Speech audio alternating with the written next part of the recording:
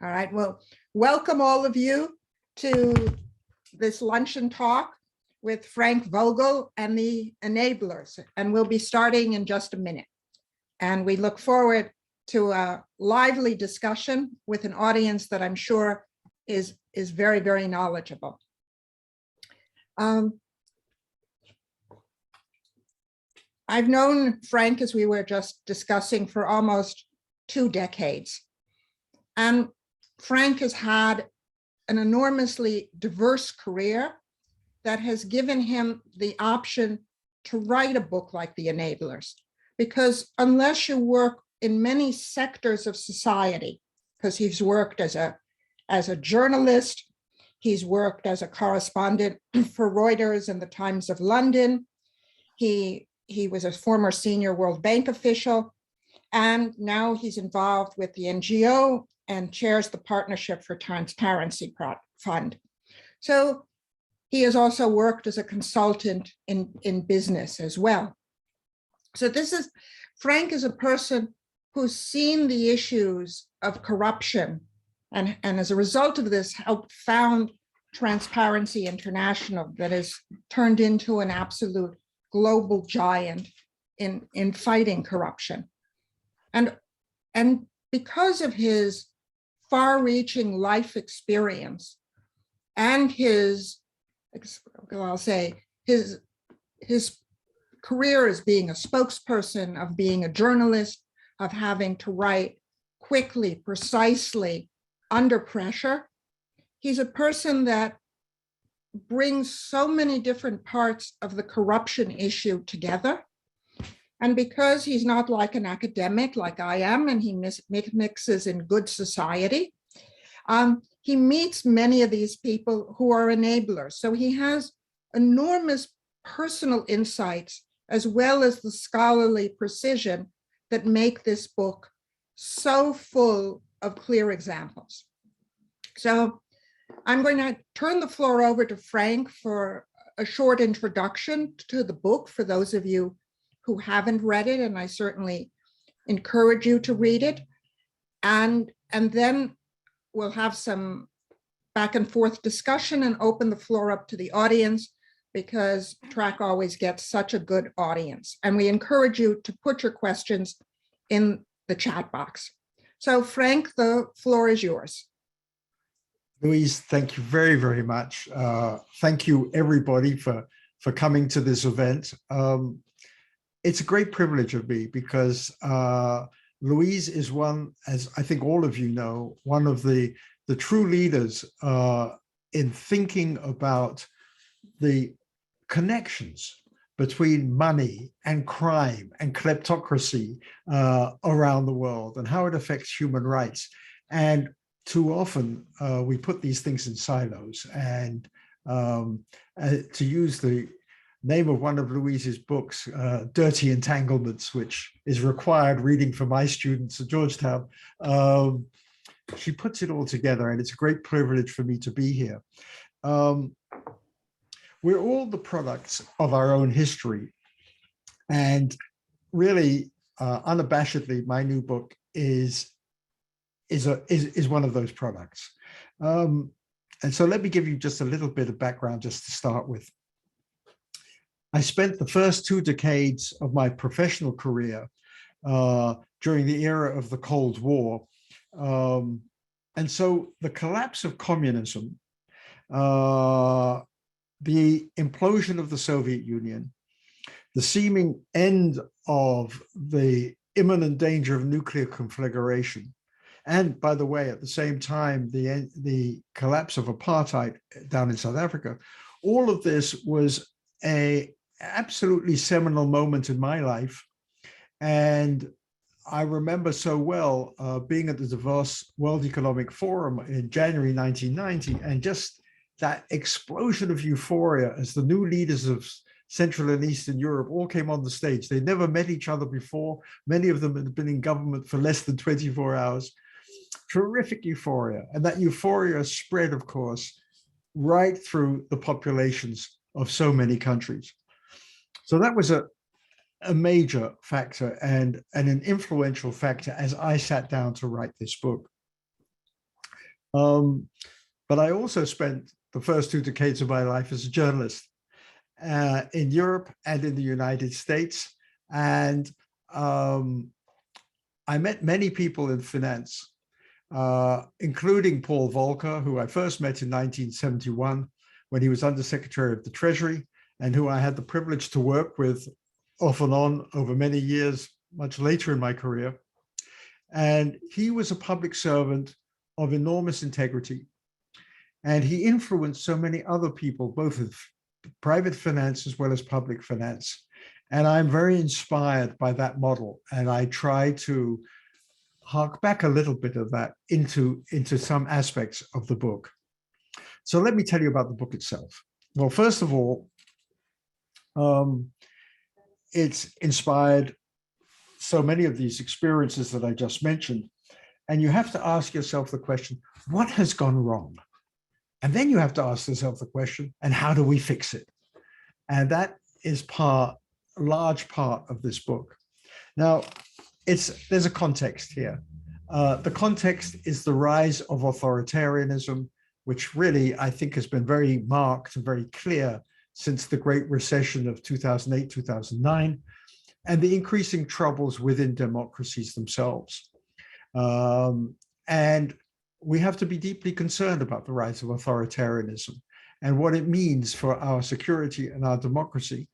It is heartening that we now have an administration in the United States that seems to understand at least the broad contours of the issue. And so I believe that President Biden gets it. He sees the challenges, but I'm not so sure that he and the administration see the right solutions. And that's, of course, part of the reason for writing this book as well. Before going further, let's just talk about illicit finance for a moment. It comes from many sources. Professor Shelley is an expert, if not the expert, on all of what, to use the title of her book, Dirty Entanglements, we see across the world. And so there's kleptocracy, there's the associates of kleptocrats, there's organized crime. It's very hard to disentangle them. And estimates of illicit finance are $2 trillion a year, maybe more. But if we even took 2 trillion, which is a staggering amount of money, and thought that a third of that, let's say 600 billion, was to come to the United States, which is, after all, the largest of the capital markets. So I don't think it's an unreasonable assumption. When you have that much money, you've got to find big enough assets to invest in. The US is clearly the dominant market with big enough assets. And 600 billion, that's more than the annual sales of Walmart. And Walmart is the biggest retailer in the world, accounting for something like 10% of US consumption, consumer spending. We're talking huge numbers.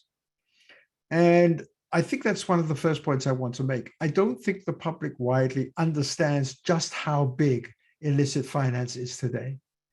And when you think about the dimensions, then you start to think about how dangerous and corrosive that is to the financial system itself. The key messages of this book, just racing ahead here. One is that we need to curb illicit financing if we are seriously interested in weakening the power of authoritarian regimes. Money matters. Too many of the political pundits are excellent at describing all the problems of kleptocracy and authoritarianism without ever talking about money. But money is very often the key to the challenge. So I deal with that and the threats to democracy.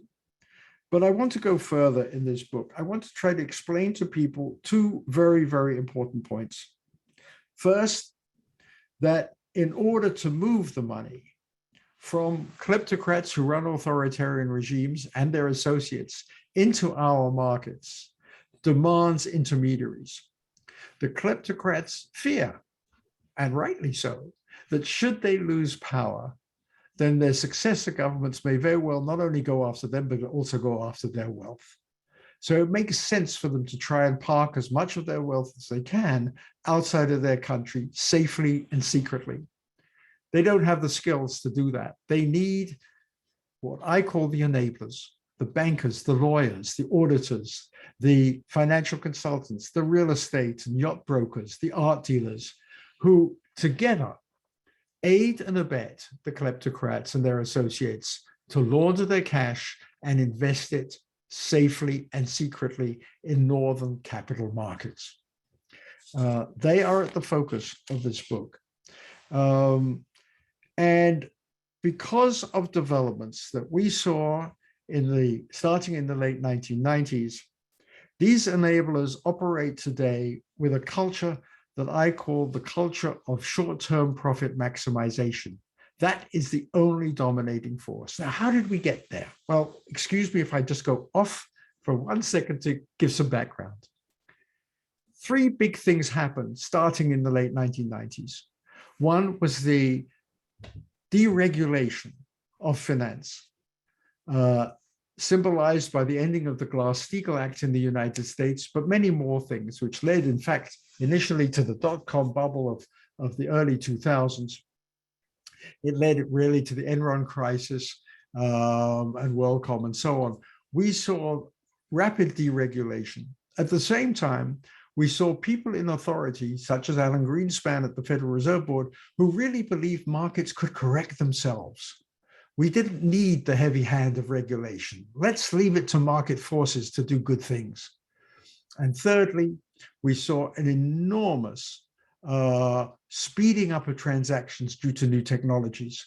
And those new technologies also enabled all sorts of new players to come into global finance, many non-banking financial institutions.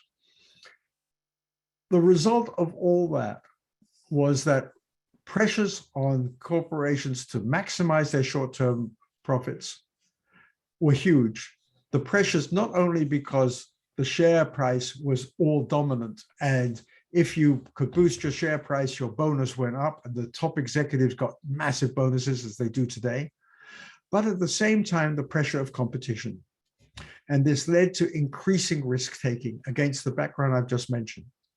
We saw it with the collapse of basically almost of the financial system with the subprime mortgage crisis.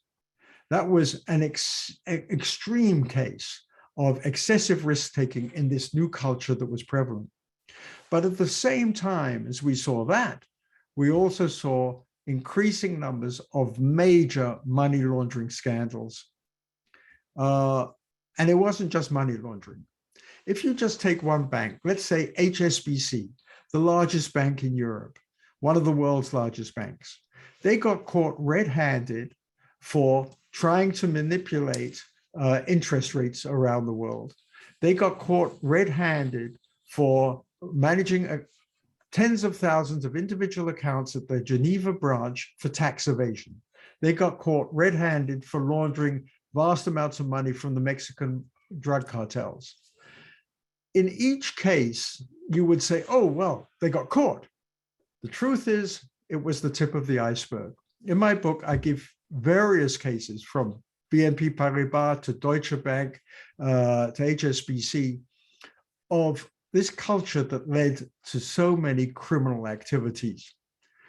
And I also note that for 25 years, I worked as the chief external consultant on communications to the largest banking association in the world.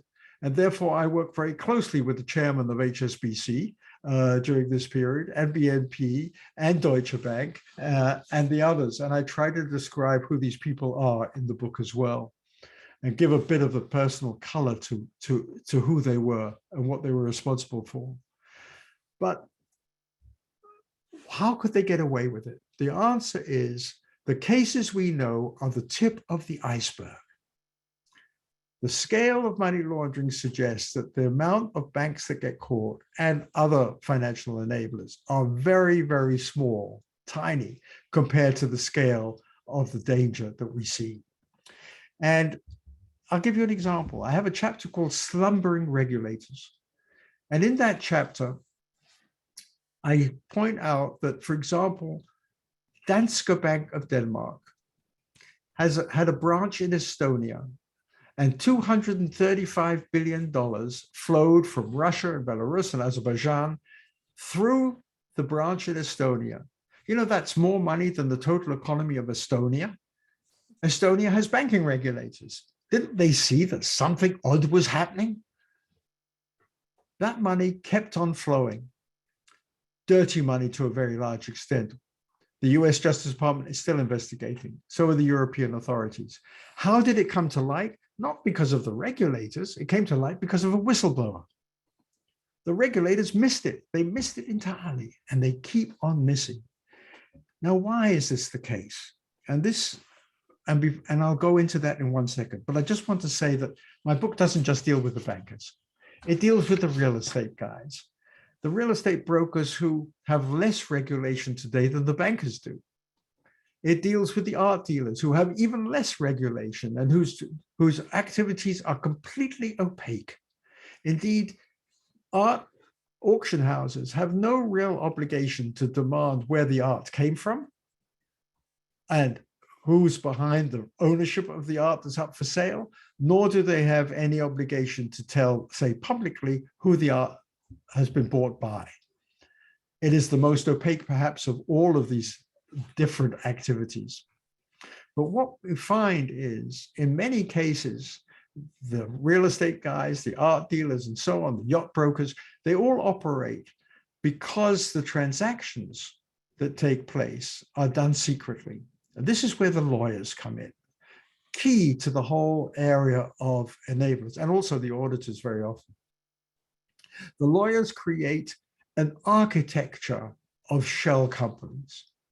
They create shell companies in all different jurisdictions, of which you're all very familiar, from Delaware to the Isle of Man, from the British Virgin Islands to Alaska to South Dakota.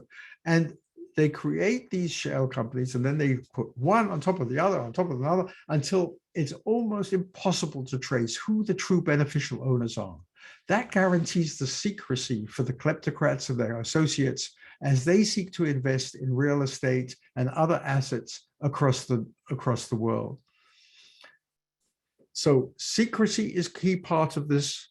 So is excessive risk-taking. So is weak regulation.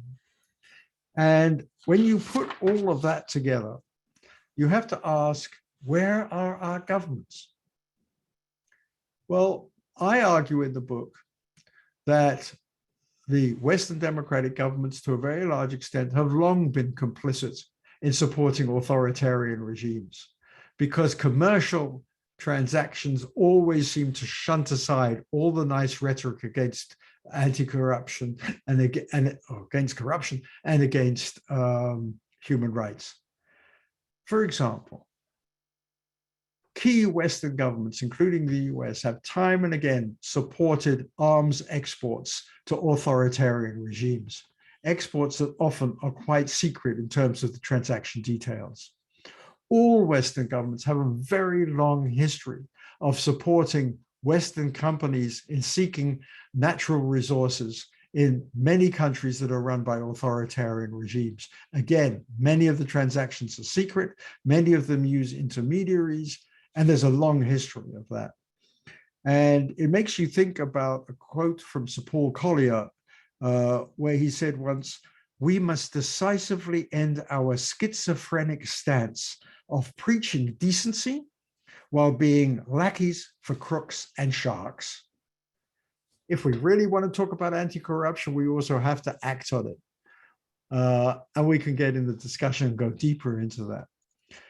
But the governments, the northern governments, are not only complicit in arms and natural resources, they are complicit in allowing the money laundering to take place. Why do we have such weak regulation? I argue in the book that the leaders of the major banks of the world and other financial institutions spend an enormous amount of their time ensuring that they are politically networked. They are pillars of the establishment. They are deeply entrenched in the political establishments of all Western countries.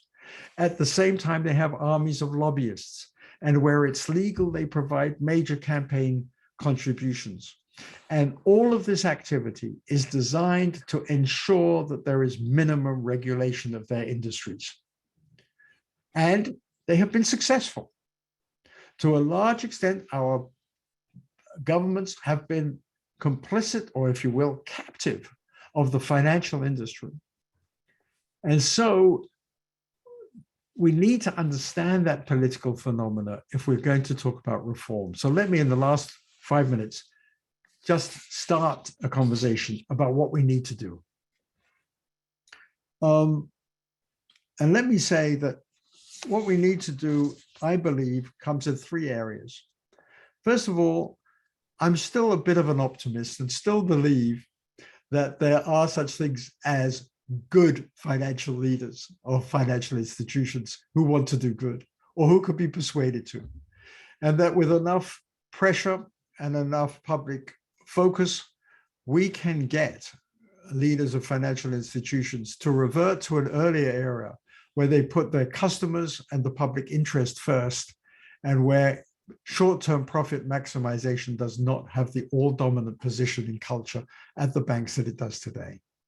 And I have a whole chapter about that and a bit about the history of banking to try to make that case. But many of you are going to say, that's, I've got rose-tinted glasses. I'm an optimist. It isn't going to happen voluntarily. Okay. I have another chapter on administration.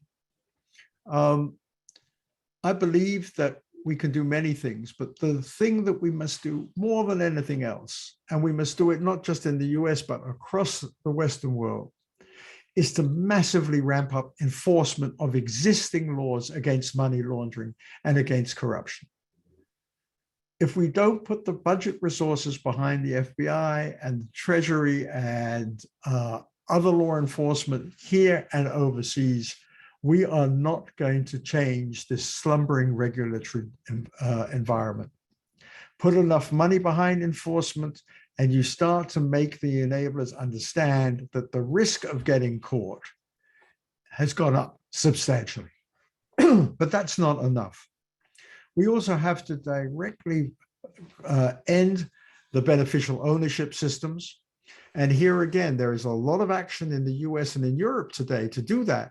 But I am skeptical that we're going to put the resources behind enforcement to make sure that the information we get as a result of the Corporate Transparency Act in the US and similar acts to end all this shell company secrecy, I'm worried that we won't enforce it sufficiently.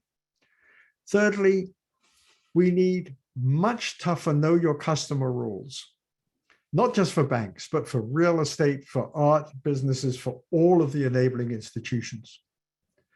And finally, we need punishment.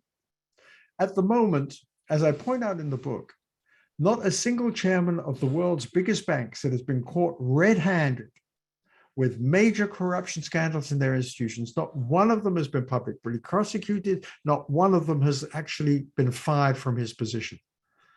This has to change.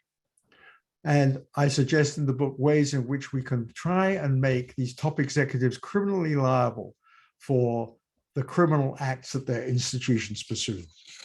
Finally, my last chapter goes to politics. I argue that we need to address this issue of the degree to which the financial establishments of our countries are excessively powerful in our political system. We have to directly address the issues of money in politics. I point out that opinion poll after opinion poll shows that trust in government in many countries is lower today than any time since polling was first undertaken. I think Pew started polling about trust in government in 1958, and we're at an all-time low today. And that's not just true here. It's true in the UK. It's true across the European Union. There are poll after poll that show that. And of course, it's true across so many other countries of the world. Why? Well, part of the reason is perceptions that governments are corrupt. Governments need to address that.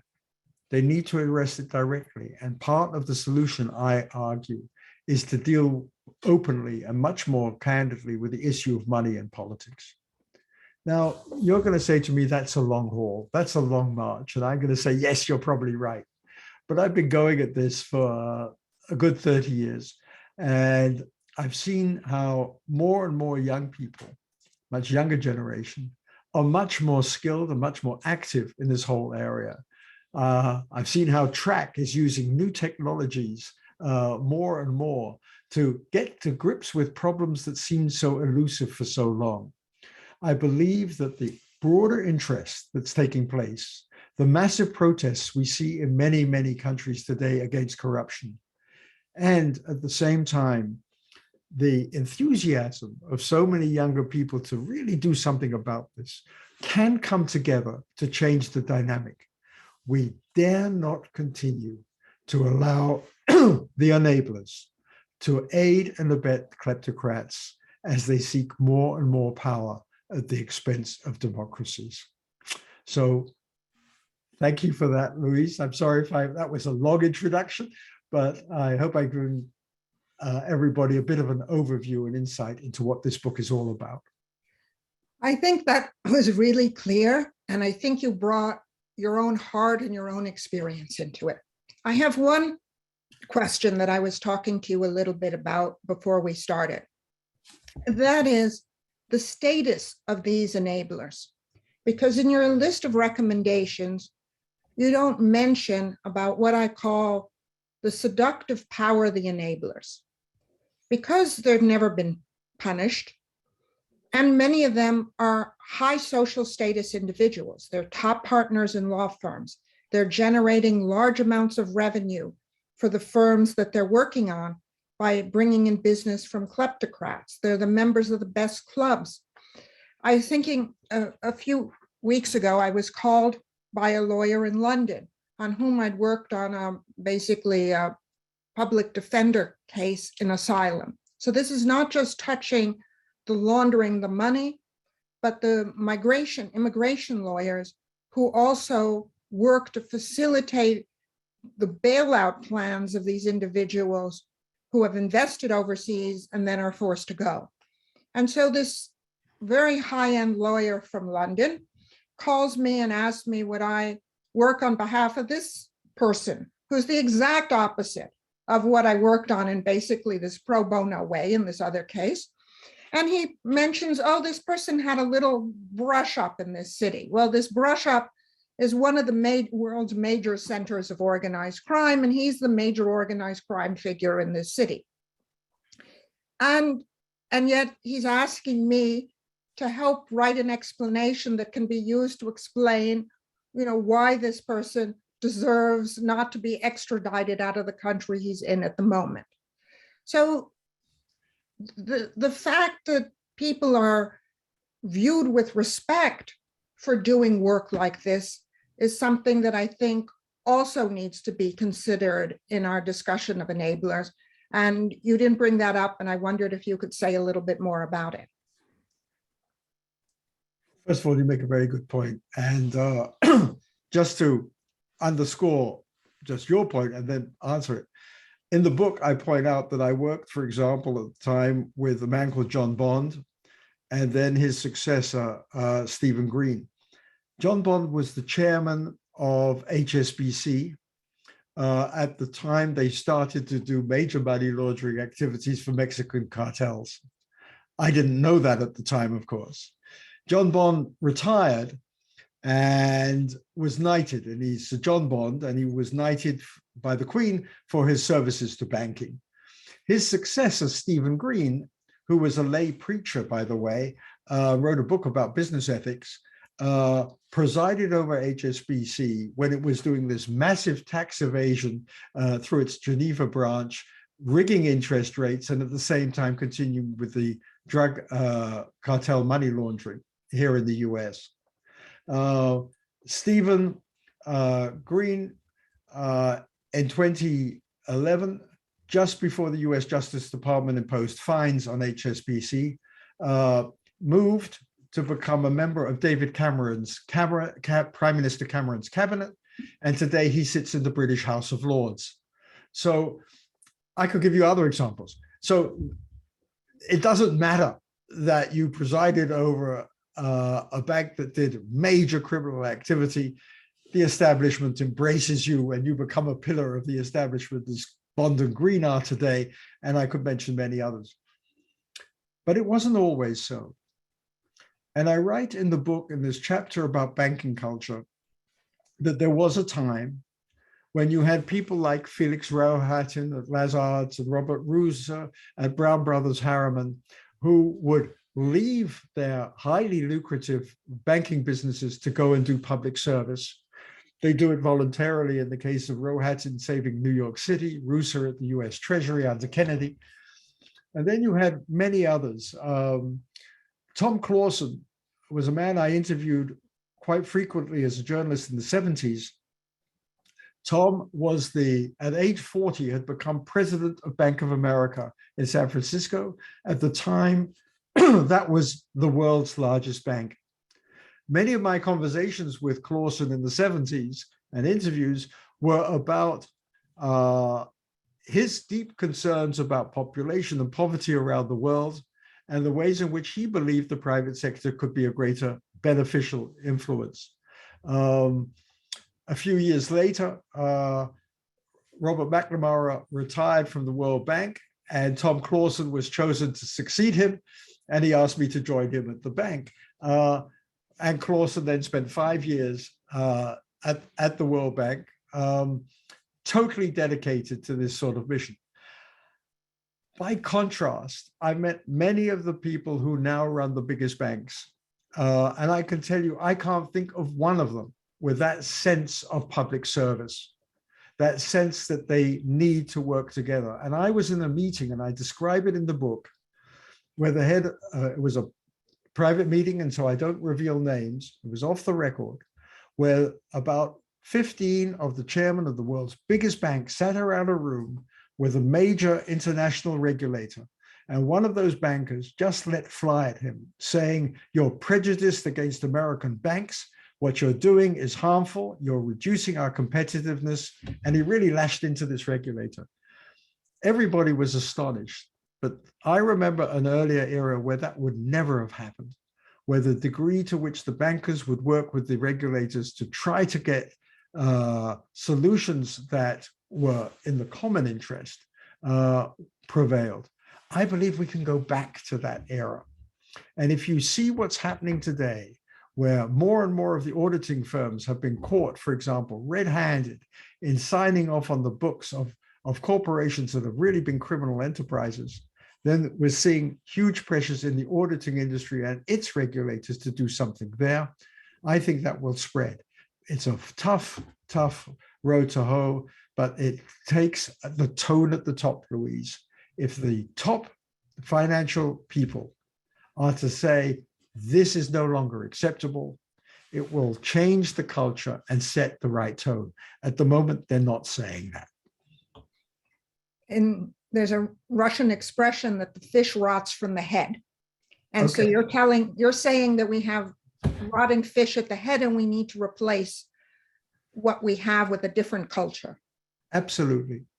Absolutely. And people have to understand how despicable this is. You know, when executives in New York at Credit Suisse arranged a $2 billion bond deal for Mozambique, having paid bribes to get the deal, then having ensured that a very large amount of that $2 billion was siphoned off into the hands of government officials in Mozambique and others, those executives have faced prison. But the top management of Credit Suisse has just disowned the whole thing, as if it really had no responsibility whatsoever. Let these mid-level executives take the hit. That's wrong. Mm-hmm. At the top are the ones, you know, we need to focus on. And in the case of Mozambique, the country is almost broke. It has this huge $2 billion debt to pay off. That's hardship for the people of that country. And we are just keep on focusing. Our Justice Department always focuses on the specific executives who may have done the dirty deal, and the spotlight doesn't ever turn to the top guys. I think you've brought up an absolutely key problem. Before I monopolize things, let me turn the floor over, if you can talk, to Bilal Wahab, who's a specialist on Iraq and Kurdistan and corruption issues, especially in oil and gas. So Bilal, can you unmute yourself and ask your question? Good. I would be happy to. Thank you so much, Professor Vogl, and thank you, Professor Shelley, for hosting this particular book talk. I very much enjoyed everything you write, actually, Professor Vogl. So thank you so much. I'm a former student of Dr. Shelley's. My question is about how do we make some of the suggestions that you recommended politically palatable at home? I'm reminded of for example, the Trump administration and President Trump himself chastising how stupid, to quote presidential language, FCPA was, because it puts American businesses at a disadvantage. So maybe it's something like FCPA is the right thing, the moral thing to do, and yes, we have legislation to back it, but then it becomes increasingly politically unsavory. And then, especially since we seem to be focusing our foreign policy toward great power competition, and things are probably slated to be binary again. Everything is going to be seen in the lens of China, and China obviously doesn't care much about this. How do we make stopping the enablers politically, but also commercially in the United States' national interests, rather than just the right thing to do? Thank you. It's a great question. And let me take you back to Watergate.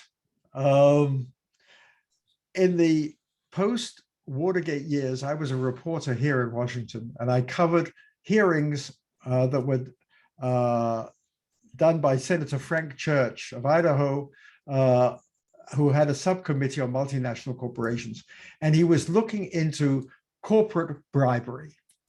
There were no laws at that time that said that a US company could not pay a bribe to a foreign government official. And Church, together with Stanley Sporkin at the Securities and Exchange Commission, brought to public attention more and more cases. Gulf Oil, Exxon, and eventually Lockheed, which had bribed the Prime Minister of Japan. So then came the question, well, what do we do about it? And Senator Church proposed a Foreign Corrupt Practices Act, the FCPA you mentioned. And Senator John Tower of Texas then said, a Republican, said, oh, no, we can't have something like that, because we would be alone if we made it a criminal offense for US corporations to pay foreign bribes, because the Germans and the Swedes and the British, they could continue bribing and we would be at a competitive disadvantage. And two people spoke out. One was Senator Chuck Percy, a Republican from Illinois, who had been the head of the Bell Corporation at that time, who said that corruption was the dry rot of capitalism. And if we want to have a true level playing field, we have to get rid of corruption.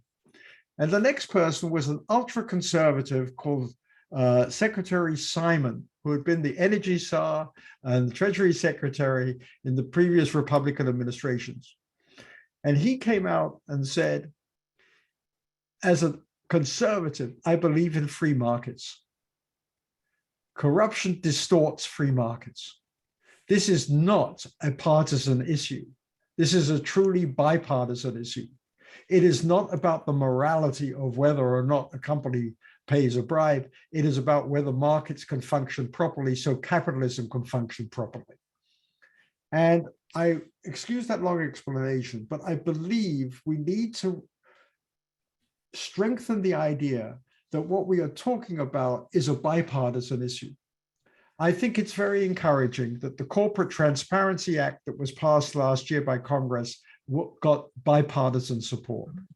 I think it's very interesting that more and more members of Congress on both sides of the aisle are understanding these issues and coming together to talk about them and to see them not as partisan issues. And I think that's the only way to answer your question. We have to make people understand that if we really believe in the free market system, then surely these kinds of massive distortions of that system have to be countered in a meaningful way.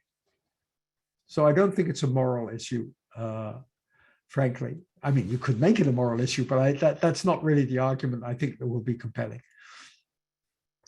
I think it's also interesting that there are new anti-corruption provisions in this year's National Defense Authorization Act that get after kleptocracy and other provisions. And they're both also, all these provisions are supported on a bipartisan position. So it's not as if it's only one party that's pushing it. And in fact, I think that that's really important. It's one of the few areas in our politics today where Republicans and Democrats are working together is on this corruption area. And maybe some of the economic arguments that you've just made, Frank, are part of the reason that conservatives are supporting them, not on a moral issue, but on a business issue. Yeah, yeah, but it doesn't go far enough. And that's one reason for writing the book. Yes. Dr. Shelley, may I ask a follow-up question as well? Please, yes. Thank you so much. On energy, Dr. Vogl, the energy scene globally is obviously changing. United States is now a producer, an exporter, not just an importer. How do you think that this change in the global energy market is going to influence one of the key elements that you mentioned and why we have the whole dynamic of enabling is because our needs and our interests trumps our values. So what are the risks, but also the opportunities in this shift of dynamic where the United States need for oil in particular, or oil and gas together, is shifting thanks to fracking? Well, that's a huge question. And let me try and give you a brief answer. And it's not a whole answer. First of all, I have a brief section of the book on natural resources, and I go back to Kalist Gulbenkian. I don't know if that name means much to you, but for those who don't know, in the 1950s, he was known as Mr. 5% and the richest man in the world. I'm not sure if he was the richest man in the world, but he was known to be such. And he had played the role of an enabler, intermediary, in almost every single oil deal in the Middle East for about 40 years. He squirreled away his money, put it a lot in art treasures, and you can go and see the Gulbenkian Foundation in Lisbon, Portugal, as one of the results. He was the master enabler of all enablers. And I think in all the energy deals, we will always see people like Gulbenkian there trying to make their percent commission, however rotten the deal. I don't think that's really going to change. But I will give you a current example. When Germany rescued Alexei Navalny, who had been poisoned in Russia, and brought him to a hospital in Germany, and he started to recover, there was a lot of discussion in Germany about how Germany should retaliate against the Russians.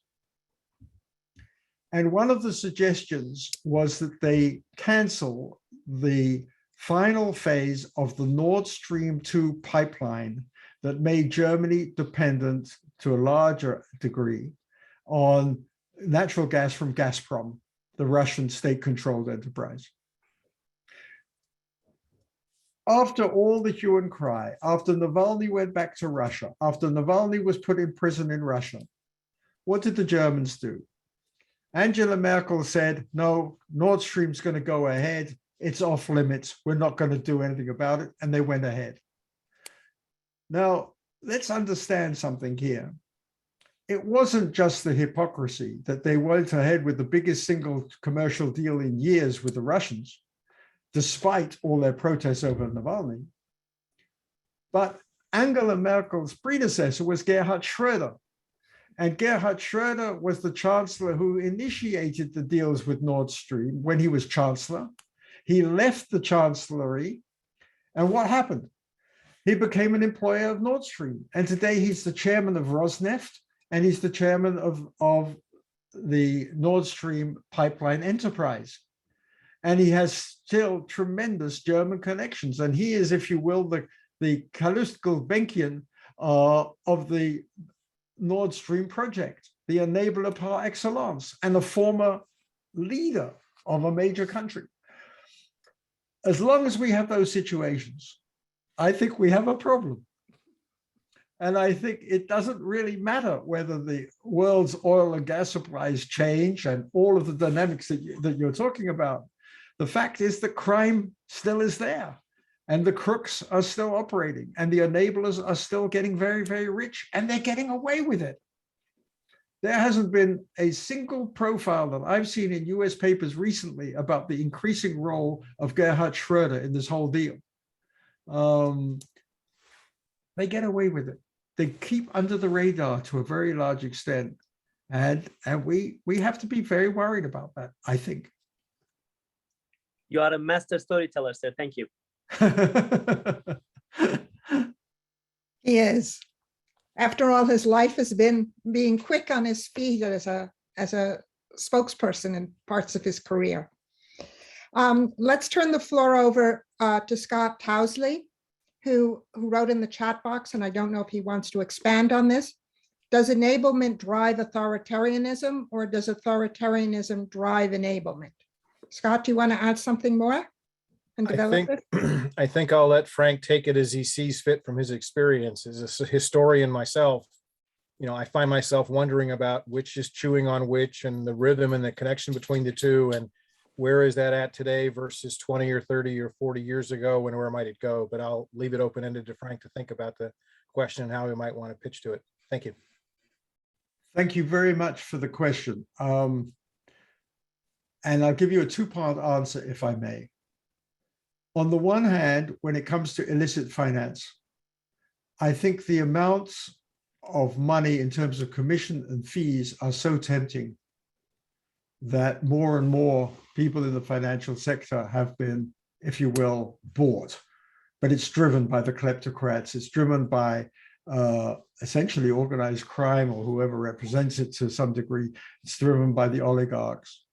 And so that I think they are the driver. However, one thing I didn't mention in my introduction was a chapter I have in the book, which I think is important.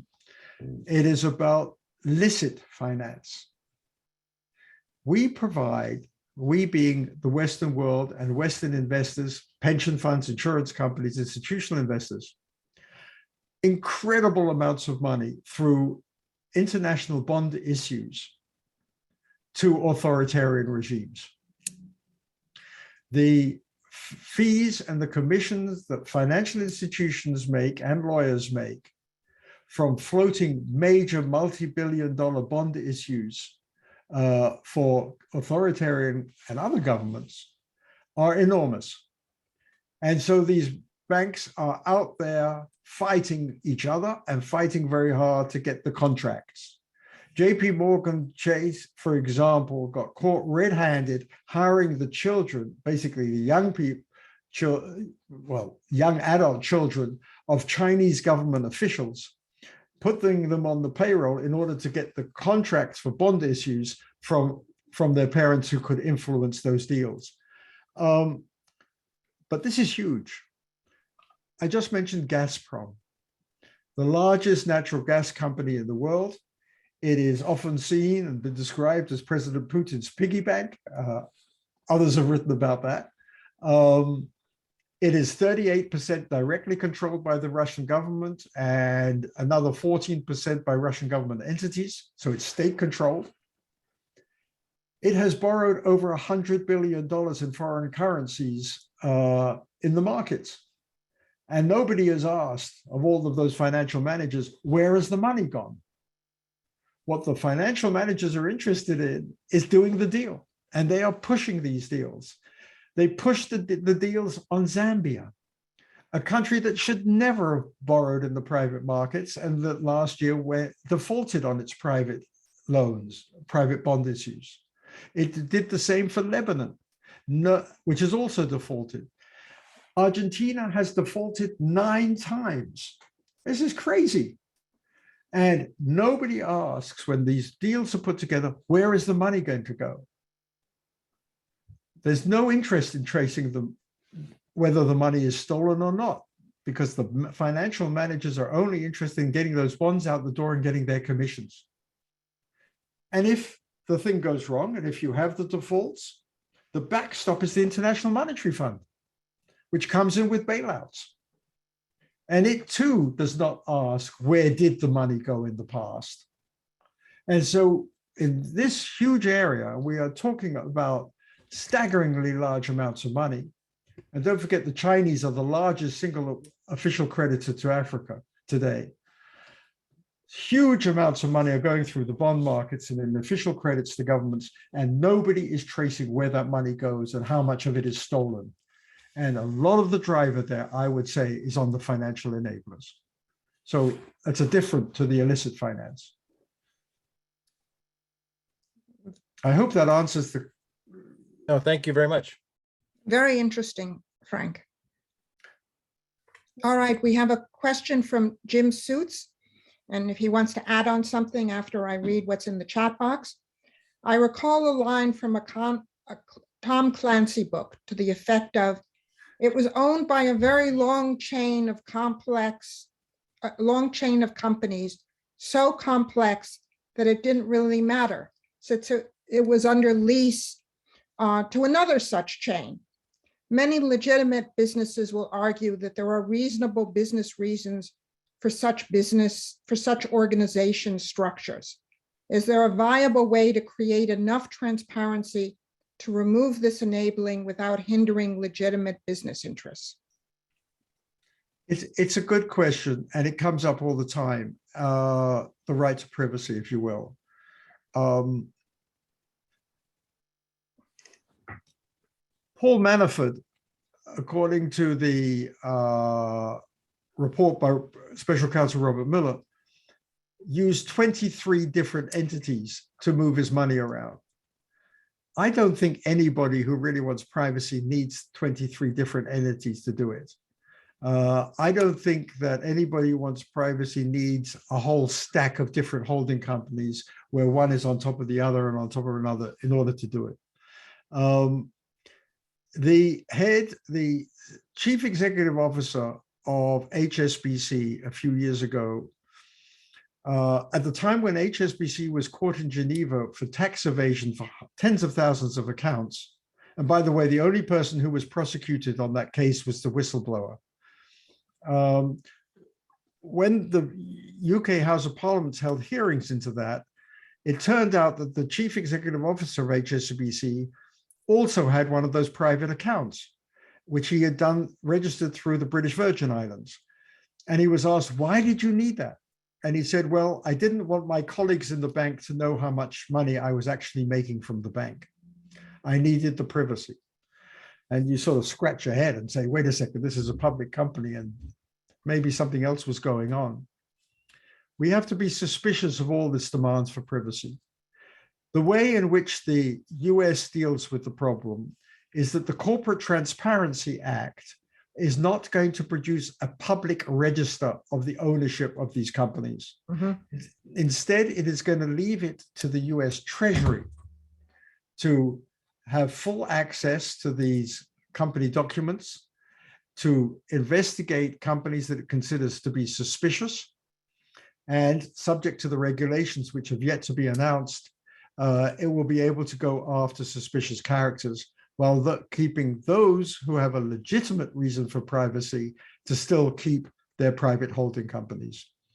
I'm uncomfortable about that because I believe in transparency and accountability, but nevertheless, that is the way in which US authorities are going to go about this particular problem in view of exactly the issue you've raised in your question. You may have a view, Louise, on that, because it's really, it covers so many sins after all. I think that there's really a serious problem of way we're defining beneficial ownership in our who we're giving access to. I mean, in terms of beneficial ownership, not the way we're defining it, but the parameters in which people have access to these records. And part of our enormous breakthroughs in understanding these financial issues, which you've mentioned in whistleblowers, for example, in the case in Estonia, you talk in the book about journalistic exposés on these financial records. All of that has come out through more public access to information. And if you can only have this access to beneficial ownership on a need to know for law enforcement, it does not allow people who want to go into business with these people. It does not allow journalists and people studying and trying to understand influences on public policy to know who's connected to whom. But maybe it's a first step, and it will broaden in access as time goes on. That we can hope for. But at the moment, it's a very narrow way of accessing a very important set of data. And there are dangers here, I think, if I may add. When the HSBC case evolved over its Geneva branch and the tens of thousands of accounts, the whistleblower sent a list of all of these people who were evading taxes to, amongst others, the French Minister of Finance, who at the time was Christine Lagarde, who now runs the European Central Bank. And included on that were several thousand names of people in Greece. So she sent the list to the finance minister in Greece. And then nothing happened. And a couple of years later, a publisher of a small newspaper in Athens got hold of the list and published the names. And when the Minister of Finance was asked in Parliament, why didn't you follow up? He said, oh, the list got lost. The truth was his uncle, I think it was on the list. What happened? The publisher was jailed and prosecuted. And the Greek government turned on him rather than on all of the tax evaders. Nevertheless, if you believe in freedom of the press, if you believe in really exposing those who really cheat on their taxes, then keeping this too private is very dangerous. I think I err on the side of publicity, and I think that those who want to be terribly private can find other ways of doing it. Thank you. Are there any, yes, there's one further question. And then this will be our last question. What role do whistleblower laws play in your proposed solutions? This comes from Nicole Barrett. It seems that whistleblowers are so frequently retaliated against, and there is little incentive to provide information to support the public good. I don't make a big thing in the book about this. I do mention it. And part of the reason I don't is because there is fortunately a tremendous amount of activity going on by a lot of organizations, including Transparency International, including Global Witness, and various others, to really push for far greater protection for whistleblowers. It's absolutely imperative. In so many cases, I've just mentioned here in this discussion, the Swiss HSBC case, I mentioned the Greek case just now, whistleblowers have in fact been punished and been targeted. It's incredibly important that just as journalists be protected and civil society activists be protected, so whistleblowers be protected. It's part of the reform agenda that I think everybody in the anti-corruption area is totally behind and totally agrees upon. But I should use this opportunity of that question just to point out that the civic space today for whistleblowers to come forward, the space for whistleblowers to come forward, for civil society activism, for investigative journalism is narrowing in more and more countries. And we are seeing an enormous challenge by authoritarian regimes and quasi-authoritarian regimes against all who would want to bring to the public, into the public space, the abuse of power, however it is seen. This is a crisis. And I very much hope that the President Biden's summit of democracy on the 9th and 10th of this month will truly ensure that there is sufficient attention to this crisis right now. And whistleblowers are part of the victims of this rising authoritarianism that we see in so many parts of the world. So thank you, everybody, for all these questions. And Louise, it's so good of you to have me. And I'm so honored and privileged. Thank you. Well, we feel the same way, Frank. You're just such a leader in these issues, and you write and speak about them so cogently. Can I just make one more point? Absolutely. We're not so rigid here. I should have done this earlier. I don't know how I forgot. Everybody should know I am so honored because Louise actually endorsed the book, and you can find her endorsement on the back of the book. And that was just wonderful. So I'm sorry I didn't thank you right at the beginning of this conversation, Louise, but I owe you a great debt for that as well. Thank you. So there are comments in the chat box that you should see about how important and fascinating and thoughtful the presentation was. Nicole, you've said that the academic space is narrowing due to external pressures. Could you say something about that? Thanks very much. Hi, Frank. Thanks. It was a great talk. I just wanted to add that all of the pressures that you're talking about, you know, and it's sort of easy to focus on the financial markets and sort of where all of the money is moving. However, I'm a professor of law sitting in the academy and see that the academic world is increasingly pressured as well. So all of these rising threats of authoritarianism are also undermining academic freedom and really, sort of changing the way even the professors are looking at these issues. I just wanted to sort of flag that. I know it's not always central, but it's happening, and there are groups, Scholars at Risk, and other groups who are focusing on how authoritarianism is actually sort of taking apart the academic space and the things that we know and what we focus on and what students can learn. So when you talk about the importance of the younger generation, I really fear to a large extent about what they are being told, what they are able to learn in many institutions. And it's not just, in places where a big portion of the faculties are in prison, like, currently in Hong Kong or in Turkey. It's increasingly that the messages in liberal democracies are being controlled as well. Can I just say something here? I wrote this book because I've devoted so much of my years in anti-corruption to focusing on developing countries in particular, and the impact of corruption on poverty in so many ways. And I thought that it's time we also looked at our own governments and their complicity. And so I totally agree with what you're saying, and I am very, very worried about it. And I know many people are, rightly so. But I just want to say that this particular book was to also say, hey, wait a second. We have to understand our own governments are in different ways complicit in all of this.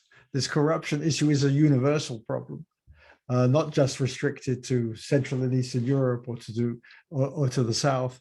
And I don't think that is adequately, honestly, in a pure public policy sense, I don't think it's still adequately realized, despite the voices of the public everywhere, including academia, to say, hey, we really have to see this as a crisis because, to your point, you couldn't be more accurate, and it's such an important point to make.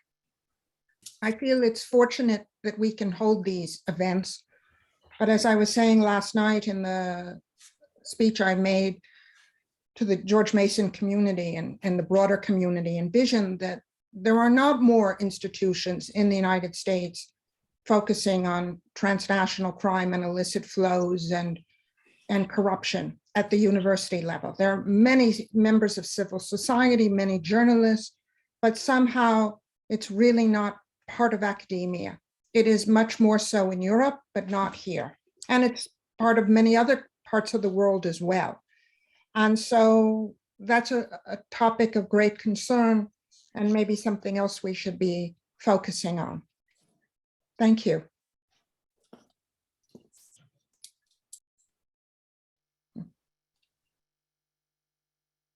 So with that, I want to thank our very attentive audience and thank Frank Vogl for his wonderful book. And next week, we are hosting 2 events in conjunction with the Summit for Democracy on corruption and autocracy. And so those of you who are on our mailing list, and you can see them on our website on trackgmu.edu, and we hope you'll join us as well next week. So thank you all, and thank you for being such an engaged audience. And this is the book. Yes. Yeah, this is the book. Thank you. Thank you. Thank everybody. you.